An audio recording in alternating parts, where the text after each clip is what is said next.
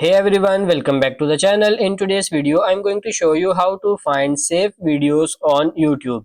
It's really simple and easy. First of all, open up the YouTube application in your mobile and let's say I really like this video here. So let's just open the video.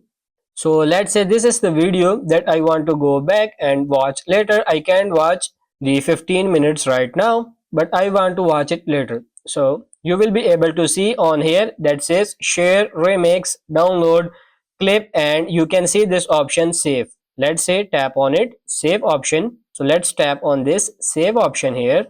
It gives me some options where I want to save that. It says watch later. I have these playlist as well, or you can tap on this new playlist in the top right corner here. Let's just say I want to put it in this new one here, and then you just have to go back on the home page. Now I want to go back and find out where it is. It's easy to do so by just tapping on this U button in the bottom right, and now you will be able to see under playlist.